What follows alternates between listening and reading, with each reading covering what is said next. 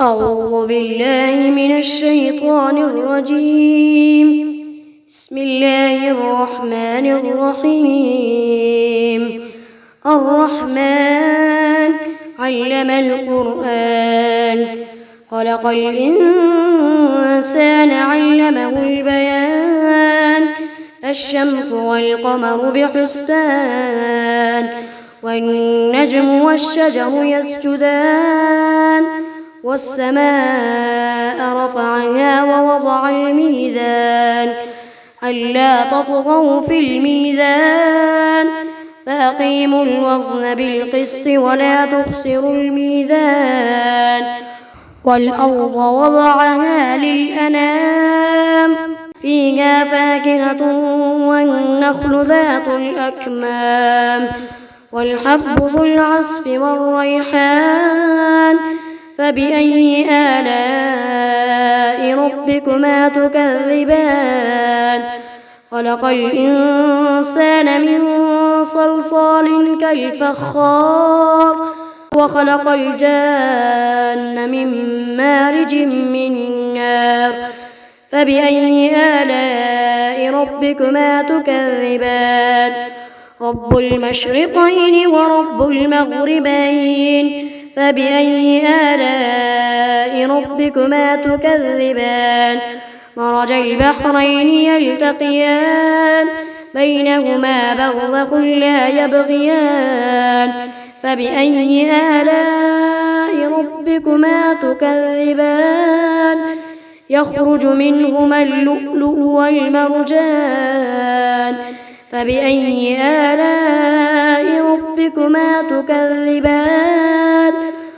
وله الجوار المنشآت في البحر كالأعلام. فبأي آلاء ربكما تكذبان؟ كل من عليها فان، ويبقى وجه ربك ذو الجلال والإكرام. فبأي آلاء ربكما تكذبان؟ يسأله من في السماوات والأرض، كل يوم هو في شأن. فبأي آلاء ربكما تكذبان؟ سنفرغ لكم أيها الثقلان. فبأي آلاء ربكما تكذبان؟ يا معشر الجن والإنس إن استطعتم أن تنفذوا من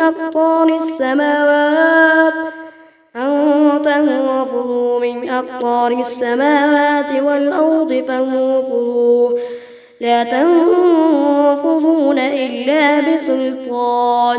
فبأي آلاء ربكما تكذبان؟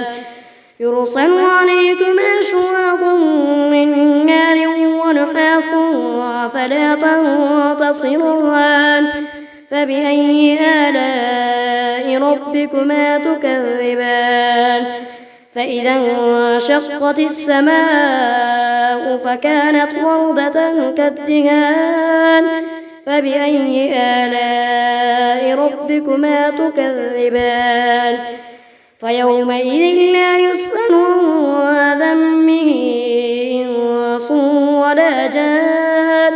فبأي آلاء ربكما تكذبان؟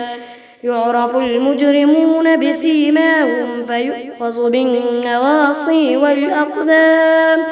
فبأي آلاء ربكما تكذبان؟ هذه جهنم التي يكذب بها المجرمون، يطوفون بينها وبين حميم آن. فبأي آلاء ربكما تكذبان؟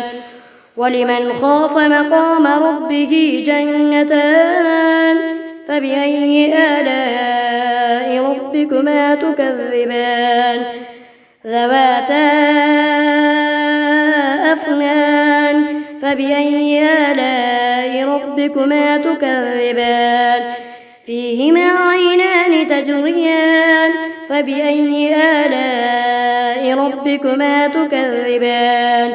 فيهما من كل فاكهة زوجان فبأي آلاء ربكما تكذبان متكئين على فرش بطائنها من استبرق وجنى الجنتين دان فبأي آلاء ربكما تكذبان فيهن قاصرات الطرف لم يطمثهن إنس قبلهم ولا جان فبأي آلاء ربكما تكذبان كأنهن الياقوت والمرجان فبأي آلاء ربكما تكذبان هل جزاء الإحسان إلا الإحسان فبأي آلاء ربكما تكذبان